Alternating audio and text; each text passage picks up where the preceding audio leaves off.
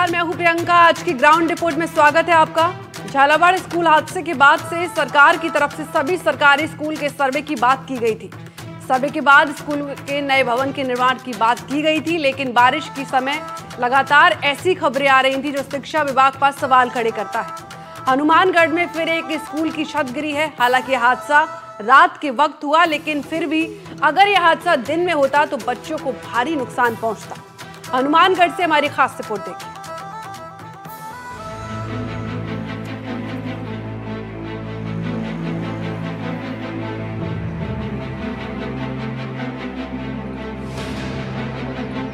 Jhalawar school हादसे के बाद से लगातार प्रदेश की जर्जर इमारतों के सर्वे को लेकर राज्य सरकार ने जिला प्रशासन और पुलिस को निर्देश दिए थे, लेकिन सरकार के आदेशों की धरातल पर महज खानापूर्ति कई बच्चों की जान पर भारी पड़ सकती है। जी हां, हनुमानगढ़ जिले के धौलीपाल गांव में राजकीय बालिका उच्च माध्यमिक विद्यालय के स्कूल बरामदे की करीब 80 फीट लंबी छत रात के समय भरभराकर गिर गई। गनीमत रही कि हादसा रात के समय हुआ। अगर ये हादसा दिन के समय होता तो हालात बेहद खौफनाक हो सकते थे। शिक्षा को लेकर तमाम सरकारें बड़े बड़े दावे और वादा करती है। जिस तरह से झालावाड़ हादसे के बाद में लगातार सरकारें सावचेत होकर जर्जर इमारतों का प्रदेश भर के अंदर सर्वे करवाने की बात कह रही थी।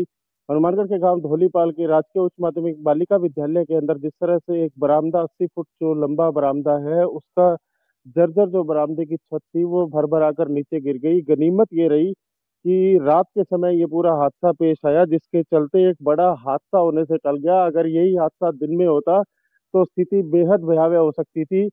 इस इमारत को लेकर पिछले 2 साल से जो स्कूल प्रशासन है वो लगातार शिक्षा विभाग से पत्राचार कर रहा है और ये जो जर्जर इमारतें हैं उनके पुनर्निर्माण की मांग और छतों की मरम्मत की बात की जा रही थी, लेकिन 2 साल बीतने के बावजूद आज तक इसमें कोई सुधार कार्य नहीं हुआ है। जैसे ये बरामदा गिरता है, शिक्षा विभाग के अधिकारी ग्रामीणों के रोष जताने के बाद में स्कूल के अंदर पहुंचते हैं और उसी तरह से वादा फिर से ग्रामीणों के साथ किया जाता है। जिस तरह से पिछले 2 साल से ग्रामीणों के साथ वादा किया जा रहा था कि जल्दी जो स्कूल के अंदर जो जर्जर इमारत और जर्जर जो क्षेत्र है उसको जल्दी सुधार कार्य करवा दिए जाएंगे, लेकिन आज फिर एक आश्वासन मिला है।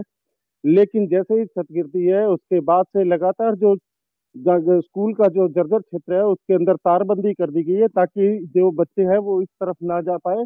ये जो बरामदा है जिसकी छत गिरी है वहां की तारबंदी है, वहीं उधर भी इसी तरह की ये लंबा बरामदा है लगभग 60 फीट के आसपास, जिसकी भी तारबंदी कर दी गई है इस हादसे के बाद में। लेकिन हर बार शिक्षा विभाग और जो सरकारी जो मशीनरी है वो सुधार कार्यों के लिए किसी बड़े हादसे का इंतजार क्यों करते हैं। लगातार इस बात को लेकर, इस घटना को लेकर ग्रामीणों में आक्रोश है। इनसे बात करते हैं किस तरह की ये बात। कुलविंदर जी, आप बताएं किस तरह से देखते हैं इस घटना को, कब से आप लोग डिमांड कर रहे थे? सर, ये 92-93 के अंदर 5 कमरे में बरामदा था और उसकी हालत जर्जर थी। लगातार स्कूल 2 साल से शिक्षा विभाग को ये चेता रहा है, कह रहा है कि इसकी हालात खराब है और आप इसको डिसमेंटल करवाओ या इसकी मेजर रिपेयर कराओ। शिक्षा विभाग ने इसकी तरफ कोई ध्यान नहीं दिया। 5 कमरे का जो ये बरामदा था लगभग 80 फीट से, ये तो गिर चुका। और अभी आप देख रही हो 3 कमरे हैं अभी ये जर्जर हालात में, इसको भी डिसमेंटल के लिए विभाग की तरफ भेज रखा है। शिक्षा विभाग के किसी आला अधिकारी ने यहाँ पे आने की जहमत नहीं उठाई। इतना ही नहीं, ये स्कूल कक्षा 12वीं तक का है, लेकिन स्कूल में अब 5 ही कमरे हैं जहां बच्चों को बैठाकर पढ़ाया जाता है।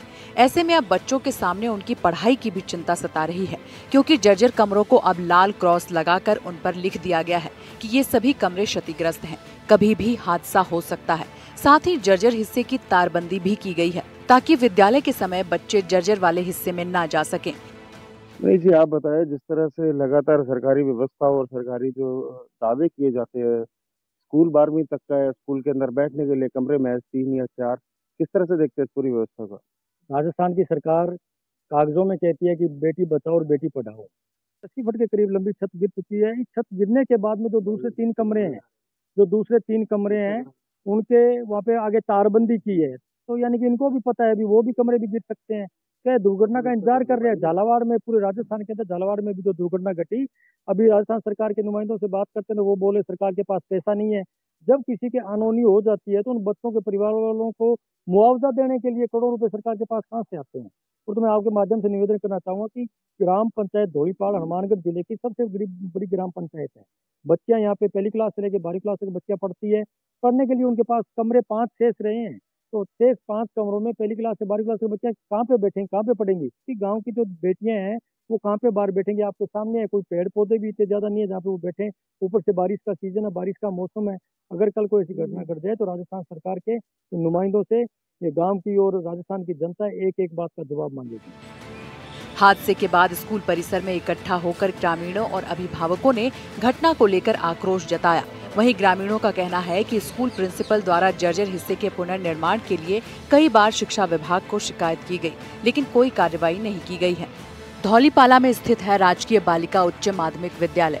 बरामदे की करीब 80 फीट की छत गिरी। स्कूल के सिर्फ 5 कमरों में ही पढ़ाई होती है। जर्जर हिस्से की तारबंदी की गई।